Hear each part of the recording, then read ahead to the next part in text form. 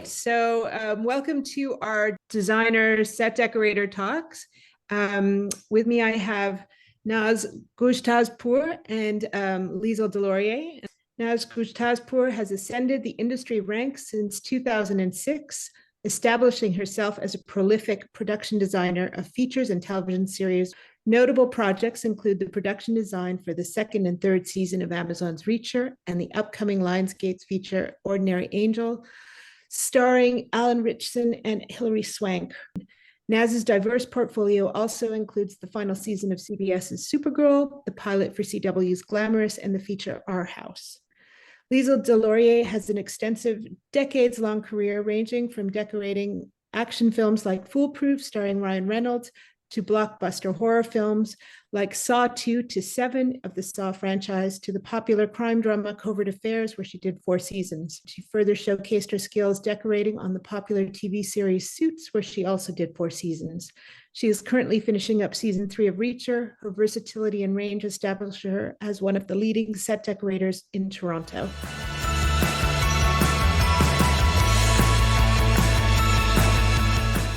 I just wanted to start this conversation, to talk about the designer and the set decorator relationship. And now that you have both done a couple of projects together, I wanted to hear your take on this. This is the second season we're working together, obviously, me and Liesl, and it's been amazing. Liesl is just such a wonderful, talented set decorator, and she has an amazing team, great buyers, great leads.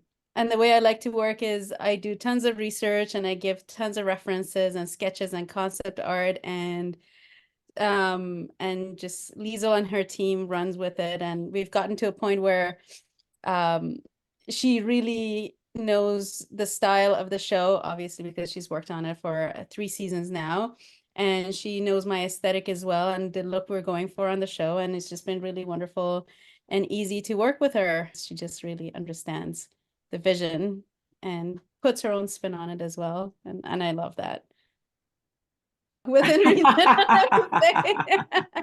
because I also like to say that I'm very hands-on, and it's more like, it's like, like it's my way. Yeah, or the highway. Or I say, don't come yet, don't come yet. And she's like, I'm so excited, I want to come, don't come yet, just to get it right for her. Because my goal is always that when she walks on, it's perfect. There's nothing that she would change. And then we started this game where I'll put something on that I know she'll take away. And she usually goes right to it, because, it's too obvious, it's too on the nose, or it's too out of place or something like that. So that's kind of fun. But I think what I find specifically is that I always think designers have to be good students because they spend so much time with the directors. And, by the time Naz brings it to me, she has an exact clear vision of what needs to be done and how she's going to bring that to the screen. And then I think that together we actually start to build like a history of the stories of each set that makes sense, so that we can really layer it. And I used to always tell my parents that we actually make the performances better because we've created the character so much in the sets. And obviously that's layering from the other departments, starting with, construction and paint. But I feel like that specific characterization, I love that I get to do that, to be that part. And Naz gets really into that too. We'll talk about the specific characters in the background, like their desks, we'll talk about things like that. So I love that. And that makes our job just so much more fun. I love that, actually. I think that's such an important set deck thing.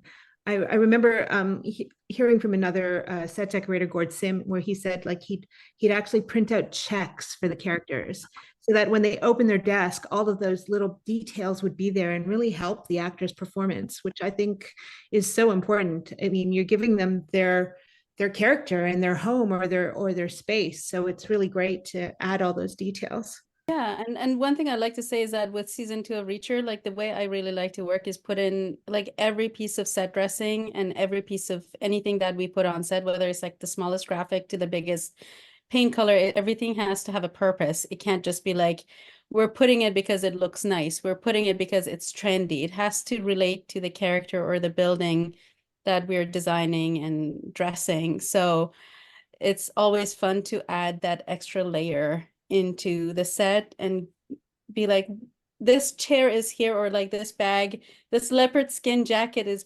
behind on the back of a chair in the, you know, R&D facility. What is the purpose behind it? And from there we add on to it.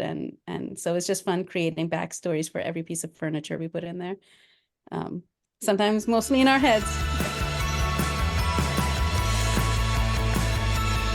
I'm just going to ask this question for Liesl because I just found out that you actually did all 3 seasons of Reacher and that you both talked about how season 2 got so much bigger.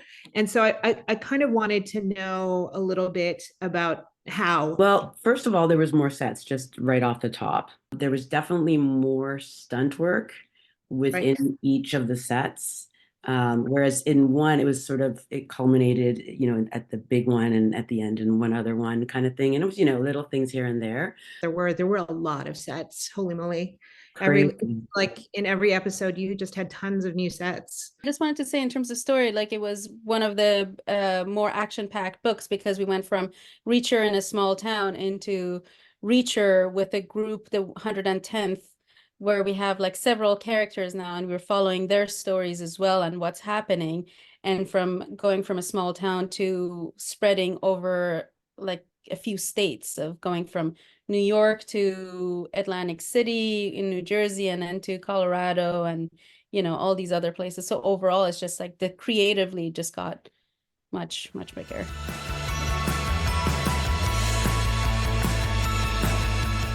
Do you read all the books first? Is that how you do to help you establish those characters better? Or I'm just curious. Yes, I do.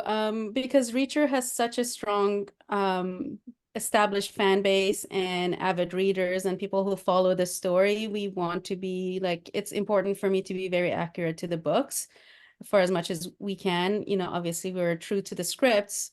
And also we're adding in all these Easter eggs from the books that don't make it to the script sometimes. I read the book for season 2 and then I read the book for season 3 and just we try to incorporate as much as we can for those who follow the books. I even read the wrong book once, like the wrong book, but then you did? I read the wrong one. And then, you know, I read the real one, but there's a definite style, there's a definite rhythm. And then there's lots of times where Naz and I will confuse, we'll be like, is that in the book or is that in the script? But then we'll use it to our advantage, whatever that can bring to the story that the set's telling.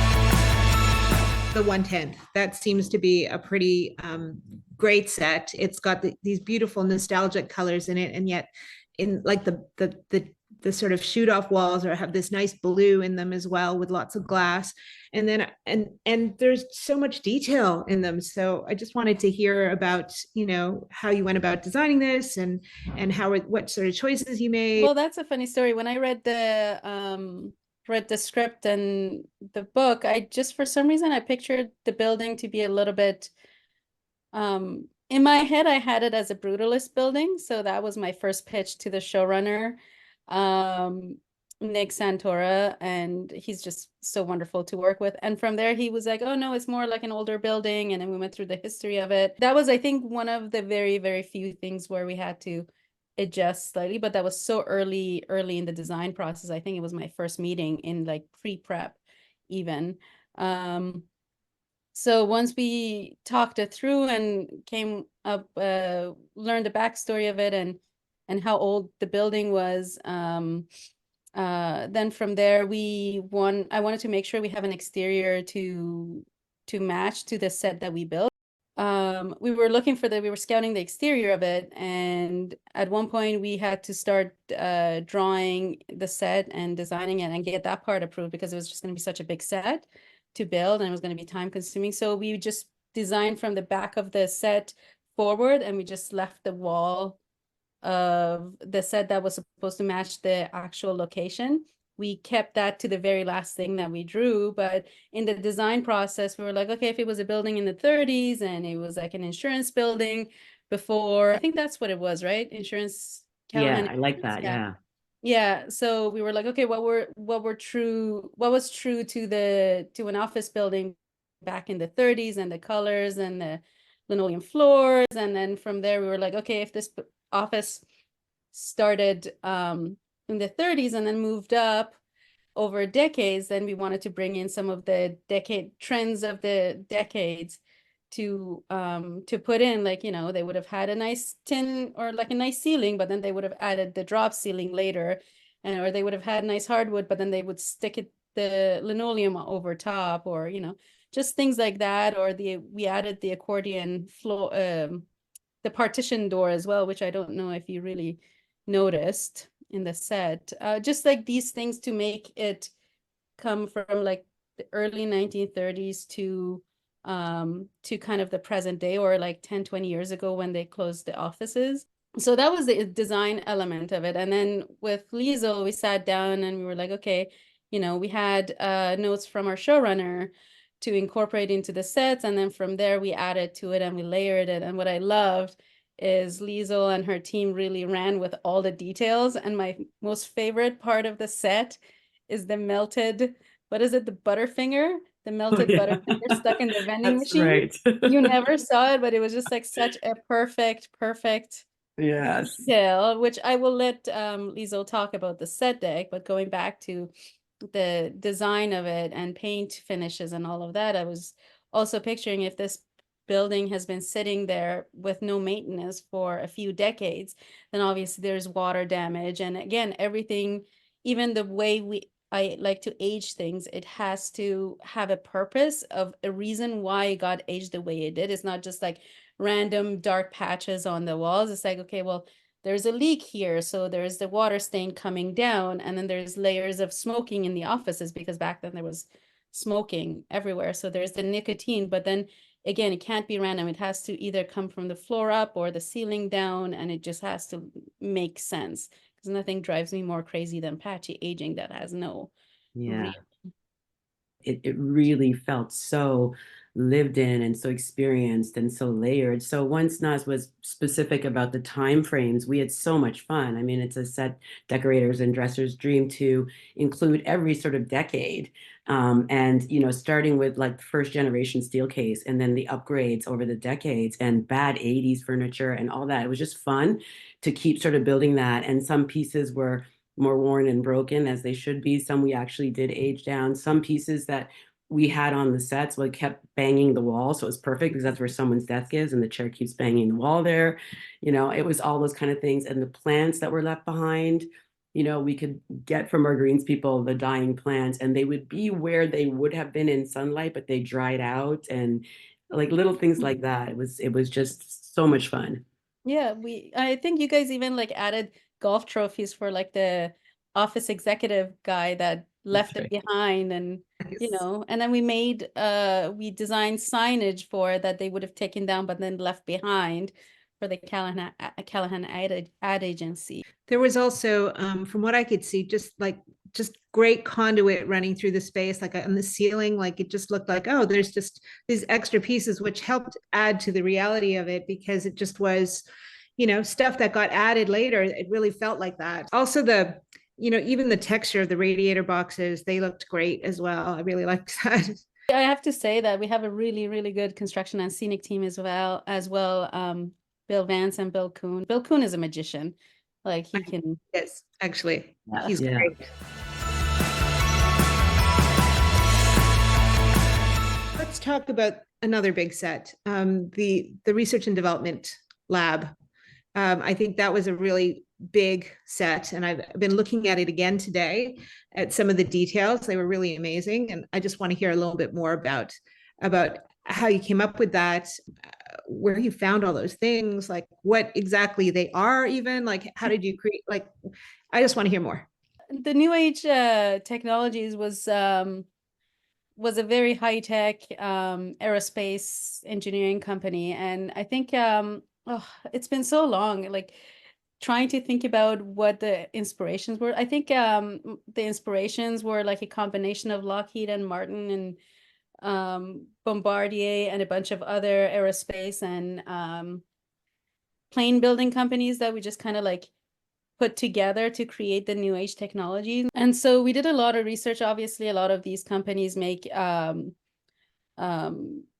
what's the word, like not copyrighted, but like Patented. There we go. Technologies that they're not like, you can't just type research and development Bombardier and then see what it is. And kind of like get it, because we wanted to get everything so accurate that we had to do a lot of research on what the space was going to be. Like we had, obviously we knew it was going to be high tech and glossy and slick, but it also couldn't look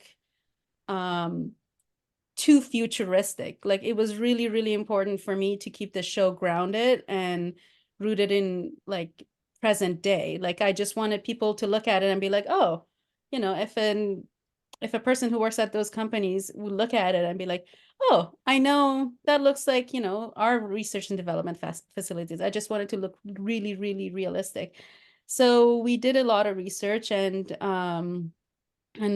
what I've noticed was like the very clean floors, and we went and looked at a lot of like software development companies and clean rooms and just things like that to pull inspirations from. And then we ended up scouting a couple of facilities here in Toronto as well, which helped us with a lot of the references for graphics and other items. And the central glass room in the middle, which was in episode 5, I think, when the guy was looking at the microchips. We had I had set the color palette, which was like a lot of whites and silvers and blues and grays, and something that is associated with technology. And then on the other side of it, we balanced it out with having a lot of layered set dressing and just running cables on the ground and making it all very lived in and not very, very super clean, even though the floor is glossy. But if you look very closely, it wasn't the cleanest. The research was so key because Naz brought all that stuff to us right away. I'd never seen what one of those places looked like. And then my team and I, we kept delving in, we print them out big, we're all looking at them. And then the buyers go off and they source the things we need. And you had, Naz, you had given us separate rooms, what each section was. So we had robotics. So we rented robotic arms, had those come in at some expense. We researched the flooring to get the right flooring. There was more chemical-based area. There was the clean area. So we could break it down that way and actually go to a lot of scientific places, mechanical places. And that's where we are sourcing and finding everything. I have to ask because I think Bombardier has a facility here. Did you go there and have a look at that We did. facility as well? Yeah. Yeah, that was one of the places we saw, and it was a fantastic. Like we saw their production floor as well. We couldn't take a lot of photos, but that wasn't very exciting and very relatable to what I wanted to design. But they had a lot of fantastic references for graphics. Like we ended up building this giant banner with a jet flying, and it says thanks for I can't remember, thanks for 50 years of service, or like 150 employees. I can't remember what the text was, and then it had a bunch of signatures on it, and that was kind of an inspiration from another banner we saw through our research. So yeah, There's some really cool kind of I don't know what they are. I'm like, wow, are these real? What are they? They're sort of like, they look almost like servers. those are server towers. We ended up designing and building them for episode 3, and then because it was the same company and the same technology, we kind of like brought that into the new age as well, because they were just so cool, and Liesl's team crushed it with all the cables and the lighting and everything. So and you have to talk about, well, first I have to say, and again, for a dresser's dream, when I bring them these ideas or they get to go at it, they go nuts. But we had a whole sort of little bullpen areas, so little team areas. So of course we get to bring character into those people. And then I forget what we named her, but there's Trish, because she's got I've like mentioned Trish so many times now. little wine bag, Yeah. practical shoes that she changes into after her leopard skin stilettos or whatever, So it was fun to do that. And then we have birthday party that had occurred and not been cleaned up for one of the episodes. There's still cake, a little bit of cake plates out, and a tired banner and things like that.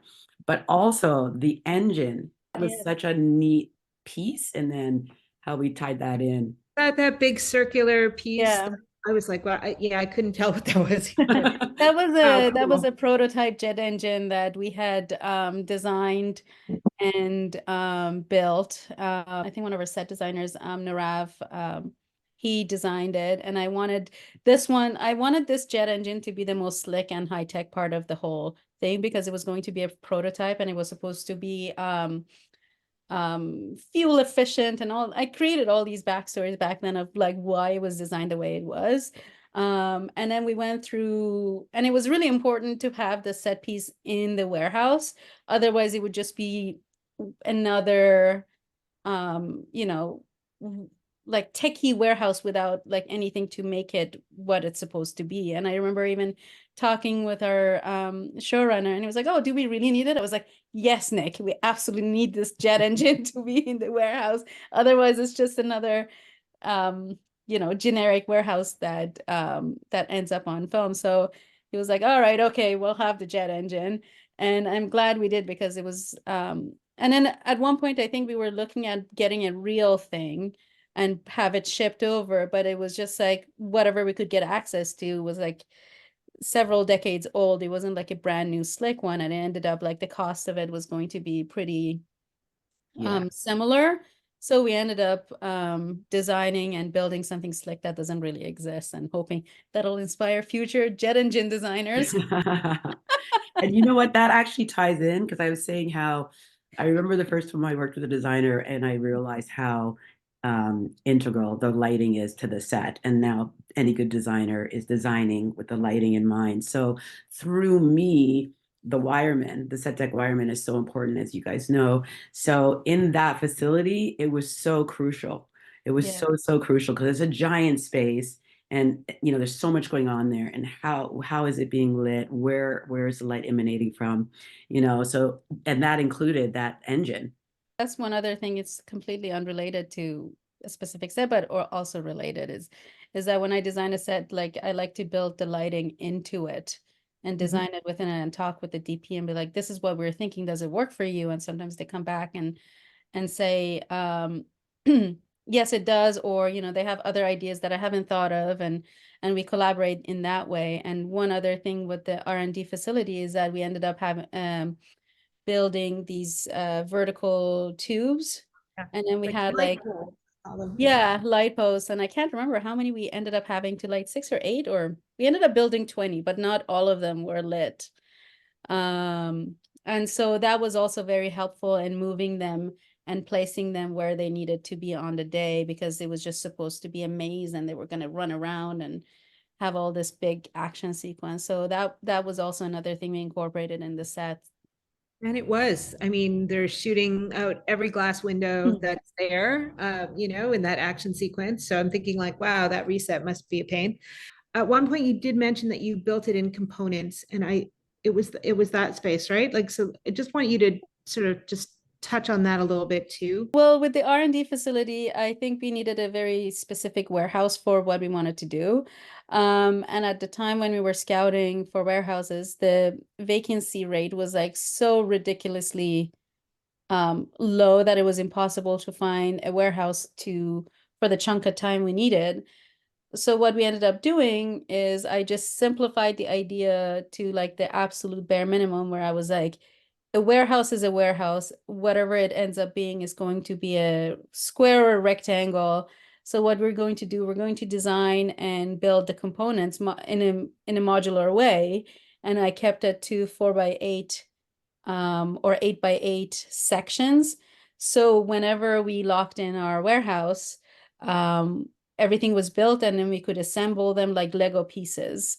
And because the design was, you know, high tech and slick, that method worked for the set. So we ended up building all these or designing all these 8x8 sections, and we put them together to create little sections. Like, you know, as Liesl pointed out, like one was a robotic room and another one was like a engineering room and everything else. So each of these sections would come together, and yeah, and once we found our warehouses, it was fairly simple to install what we built in the shop on location. Yeah, you know what I find good about that too is that, and this is another thing about the relationship we have, is as Naz is creating this, she's constantly letting us know. So then the buyer is looking for multiples of things that we get more of or get less of, or, you know, because we don't know exactly how it's going to land. And when she laid it out for us, when we saw that it's this maze, then I can pick the things that I think will help that grow, that kind of maze. And the other thing that I love is I'll usually videotape her, or somebody will videotape her acting out the action that she's discussed. Like she did it in the 110, which is great. And she does it all the time. And sometimes we make her own commercials, like in the casino suite. But she did it in that, it was so important because it's so confusing, so many directors and so much going on.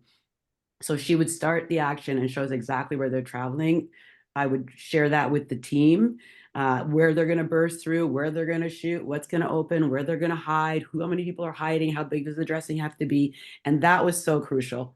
That was so helpful. And we sort of had that information all along. So we could keep getting things because I couldn't wait till the last second, and then knowing how it would work.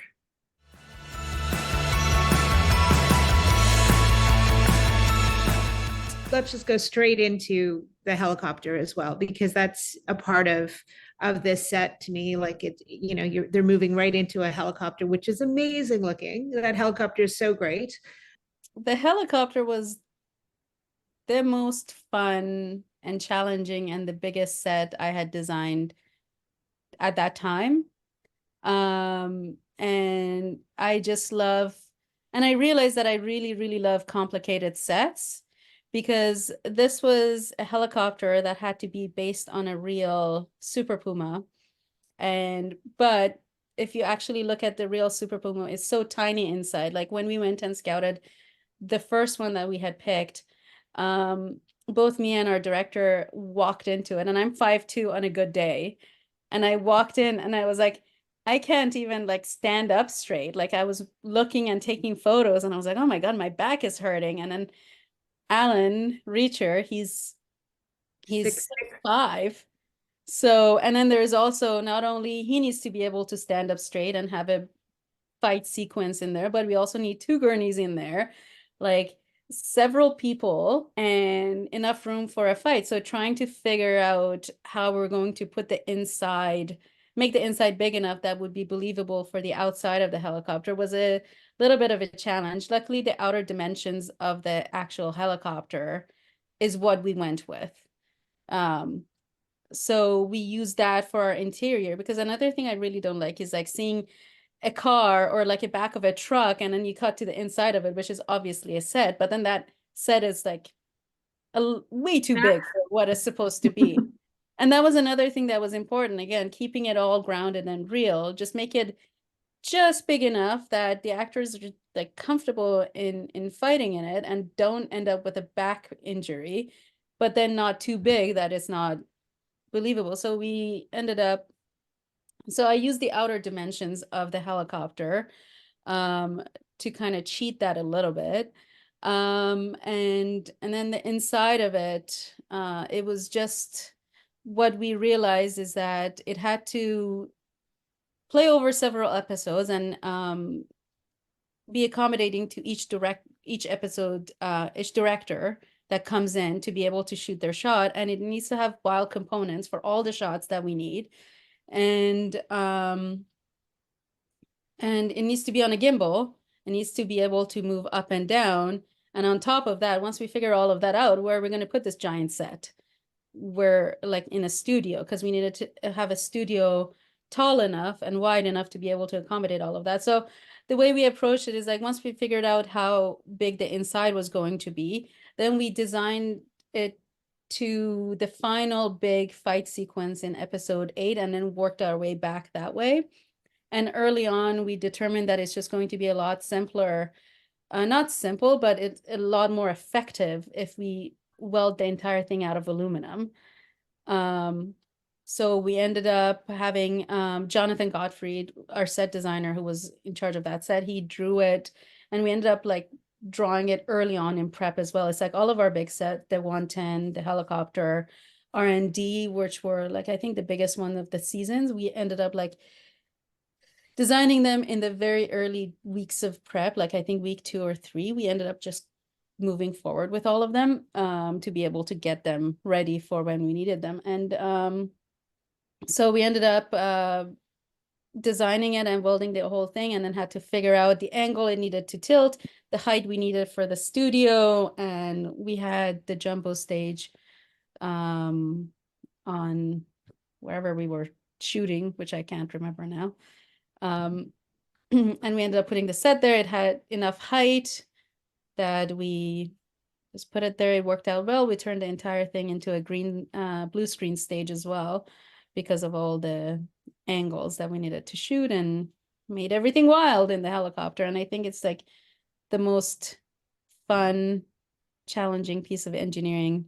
How big was the outside of that? Like, just to have an idea of like what the size was of the helicopter. Like, can you remember? I think it was 65 feet or 70 feet long Wow. by what was the width? I think 6 feet or 7 feet wide was the overall dimensions. And I think that's what our helicopter was as well. I think our actual helicopter set was maybe 55 or 65, the same. The only thing we changed from the actual Super Puma to our set was the back doors that opened. The doors that open on the back of it, like the tail of the Super Puma is very narrow, and you can barely like fit a person going through it. And the door, I think it's just the hatch that opens, and it's very small. So we ended up changing that and made the tail a little bit wider. I think we made it 3 feet to be able to have the doors open for the gurney to go down. And then, and how high off the ground were you, like with the gimbal? The gimbal was 10 feet off the ground, I think, or 8 or 10 feet off the ground. And then we ended up tilting it like, I think maximum was 20 degrees tilt to be able to have the motion that you needed. And then Cool. also when the gurney is hanging, you have enough height to put the camera below to shoot Yeah. up at the gurney. The one thing that I forgot is because I wanted to make sure that the helicopter, we shot it practically as much as we could in the set and had to minimize the VFX portion of it. Like, one thing we had to figure out is build the structure that was holding the entire thing within the walls of the helicopter. That was the one thing we also had to figure out how to do and what we needed to do to build the structure. Because one thing I didn't want is like having trusses out the windows that we then had to paint out for Right. every single shot. That's the one thing I can't believe I forgot that, because that was a big part of, designing the set and figuring out how we're going to do this and contributing to why we welded it out of aluminum in the first place, because having trusses outside was just going to be, and painting out the trusses in every shot from inside the helicopter was going to be so, it was just going to add up to a lot. There was something else in the helicopter that I remember seeing. It was just before you go into the door to where the pilot is. There's this lovely kind of textured wall with lights in it that I thought was really cool too. Yeah, they're like inner workings of the helicopter, except I wanted like a little bit of depth and a little bit of texture, like looking down into the cockpit. Is that I'm pretty sure they were taken from the real helicopter, or like inspiration from the real helicopter, but rather than putting them in a box that would be solid on the actual vehicle, we just made it glass so we could shoot through it and put a light and make it a little bit more high tech, because after all, this new age technology is like a high tech aeronautics company, aerospace. And I have to give a nod to something else though, because I know you asked this originally, Liz, is that all the parts in there are real helicopter parts. Like we would Yes. have the pedals and the throttle, all those things have to be shipped in, and we'd have the real parts. The buttons, we had some leeway, but they're real buttons for exactly that type of thing. All the sort of controls and monitors that you would have in there. But huge kudos to that buyer, but also pulling in another buyer recommended, we pulled in the upholsterer, because that was a very specific size diamond pattern that Naz wanted, a very specific color. And this guy does boats. So if you ever need somebody, he is a genius. And those panels had to be able to come off, and we had to be able to pad behind them once the stunt action was sorted out. So we had to do repeats of some of the panels. They had to be cut around the window.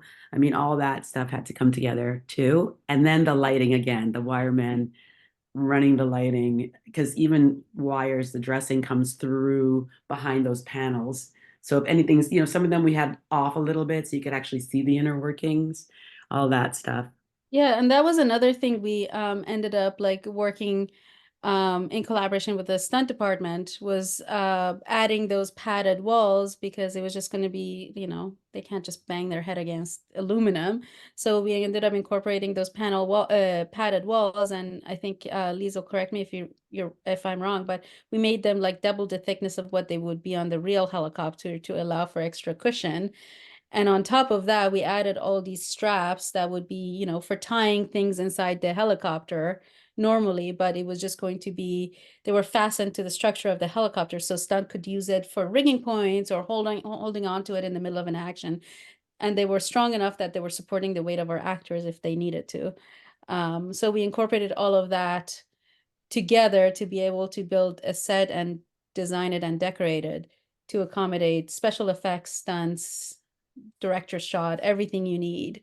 And also, obviously, the lighting of it, as Liesl pointed out, it's all lit with the lights that we built into the set. There was no, I'm pretty sure there was no additional lighting. So in a show like this, where so much of it is about stunts, I think I wanted to address the stunt question. How, you know, I think you must spend a lot of time with the stunt coordinators deciding where all this action is going to be. And then I wanted to talk in specifics about the construction site, which I had another look at again today. And it's huge. It looks enormous. It's like three floors up at least, and it's just, there's so much detail in there. So I just wanted to hear a little bit about that and what you need to do for stunts from both sides, from the design perspective and from the set deck perspective. When I first got the scripts, like that was one of the things that jumped out at me, because I was like, we will never be able to shoot in a real construction site for the, you know, the days, the 2 or 3 days we needed to shoot there, because there's all these red tapes and safety and all of that with an actual liability with an actual construction. So I knew we had to build it, and it needed to be a maze for this cat and mouse chase. So what I thought of was like, we needed an empty lot, ideally with a structure behind it that we could add on to.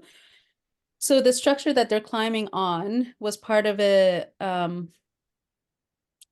business. So that was partially existing, and then we added the construction site onto it in front of it, so we could start there and then move up and then come back down and, you know, do the whole thing in a concrete portion of it. So we ended up picking the location that had the vacant lot in front, and that was quite a big lot as well. We built the structure, and I think we started that process long before stunt came. But one thing we always do is like, and everybody from the top down, from our showrunner down to everybody else, is like always like we're always safety first and creative second, because, you know, everyone has to work within guidelines and make sure everything's safe. So we picked the location and started designing, and then stunt came on. They looked at the site, and they started designing the choreography for the fight scene. And I think that was like one of the earlier meetings we had with them, and they're like a lovely team, very collaborative. We love working with them. And so it was just a lot of like going back and forth and making sure that what we're designing is working, and especially with the director's vision, and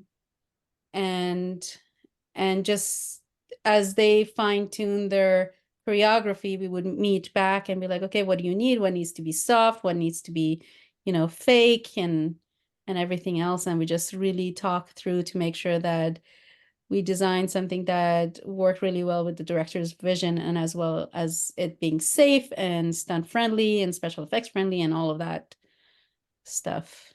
Are there special considerations you're thinking of, knowing that that set's going to be just a huge fight scene? Like, what are you thinking about? What I wanted to do is like design like what are they building on that site? And I think we ended up making it like low-rise offices. I think that's what we decided. The whole time I was thinking, how are they lighting this? Because that became a big Yes. Yes. Well, I know what you wanted in terms of lighting from us that made sense. Like what kind of work lights would be left behind or string lights or, rab lights on, we had them on the actual structure, some rab lights, just the cage like rab. But I was thinking more what camera lighting is going to be able to light this thing and how is that going to affect our building the set because we have to get in and out with big pieces of set dressing. Rehearsals have to take place, construction has to get in and out. So those are another things where I feel like we really have to work together. And always somebody from one of our teams has to be there. That's what it feels like to me. Yeah, and another thing with working with stunts is that with sets that are really that have big fight sequences, we try to give it to them at least a couple of days in advance because we share all of our plans with everybody, all of our concepts and everything, obviously, just to keep everybody informed of what we're doing. But we try and get the set ready as quickly as possible to allow for stunts to rehearse in the actual space. And we found that to be very helpful as well. Obviously, when we can, we will always do that. But sometimes we don't get to. Because as you know, sometimes some of the things that Naz is like, oh, they really want to have these things. I'm like, it's going to cost us so much more money to bring all this stuff now, but can we bring something like this? Or it has to be the real thing sometimes. So that, it's just going to cost you more. So you have to really think about those things. One of the other sets I wanted to talk about was the casino hotel, because that one was really great. Atlantic City and every casino you ever go to is always over the top. So that was really important to design something that was going to be so over the top with conflicting colors and patterns that you just look at it and you're like, I really want to like this, but I just can't. Because it's just so I just had to just silence those gestures in the space, yeah, this giant staircase and yeah, and it was a penthouse suite in the casino, and it had to be 2 floors, and it had to overlook the ocean and parts of the casino, parts of the skyline as well. So I think we started looking for a location and ended up figuring out that once you VFX in the backdrop we needed to, we might as well just build the set because then we can have our own custom backdrop and then we can have the 2 floors and it would just be so much more freedom shooting what we needed to shoot. So we figured out all the creative aspect of it, and then when it came to designing it, I just wanted, when we scouted Atlantic City too, I realized I just wanted this suite to be a little bit more special than what exists in the real world. Because also what I noticed is a lot of these casinos are renovating and making it a lot more like, I want to say tasteful, but it's not as over the top as you want it to be because it's just more clean lines and grays and whites and just like not exciting. And that doesn't, that looks good in certain things, but it wasn't a penthouse casino suite that I wanted to be. So we ended up picking black and gold because it that's had a bit of nostalgia in it, probably from the colors. I felt and that's another thing with Atlantic City is like it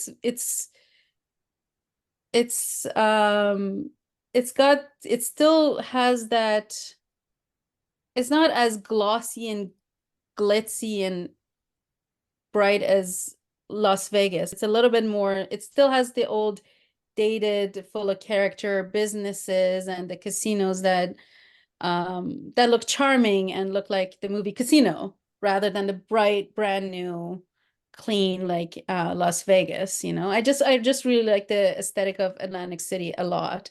So we ended up trying to incorporate that into the set as well. And then we were like, and then I just really wanted black marble, black and gold combo, and a lot of like rich, vibrant colors. And on top of that, I wanted it was important to have these corporate paintings that you will see, like that are abstract, that don't have any meaning, but then they're everywhere in like fancy hotel suites. And it's, that's where the abstract paintings came from. but they don't really go with anything else in the hotel suite aside from the colors. The patterns don't complement anything else. So I brought in all these elements that were kind of like clashing, and I had to silence my design common sense. I wanted like everything to be a little bit over the top and a little bit clashing, because you're looking at it and you're like, this is design, but there's something that I can't put my finger on it. And that's what I wanted with the look of this casino suite, and having rich, opulent colors. Another really fun one to do, because I could say it could be a rundown motel or it could be a high-end suite. And one of the things Naz will say is, it's disgusting, I love it. So we can show her something, like we get excited. And again, the buyer on this was so phenomenal, because they all get into it so much. They start living it. So they're finding things that, you know, they don't like, but they know are perfect or will just work perfectly. And then to find a wallpaper that's the same as the carpet is crazy. It's black and gold diamond pattern. And then to put in those things, like I love the hallway so much leading up to it, because they're beautiful sconces, but it's almost too much. It's, you know, and they're drippy, but they're perfect for Atlantic City, and they've got this water feel to them. So all that, but again, I found it an engineering feat for me to behold. I thought that was really spectacular, the size of that set. And then to coordinate around everything that's shooting in that studio and everything else that's going on is like to get a big piano into that set before they put in the windows, or to, you know, move in. Like we had a piano, no, we had a pool table in that one. Pool table. Right. So put a pool table in there, and just coordinating all those things and working around the painters, and then getting in like what an off-white carpet, and there's lifts in there because there's so much lighting going on above us, and a giant chandelier. And so that was a real dance, which I mean, there's no other way of doing it unless you're working tightly together, you know, and each of us running our sort of departments together.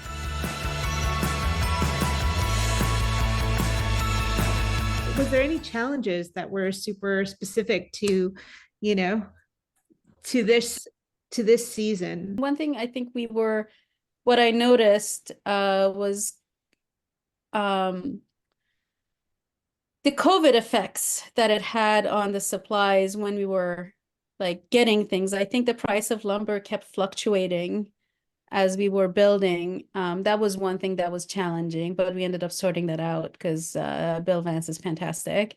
And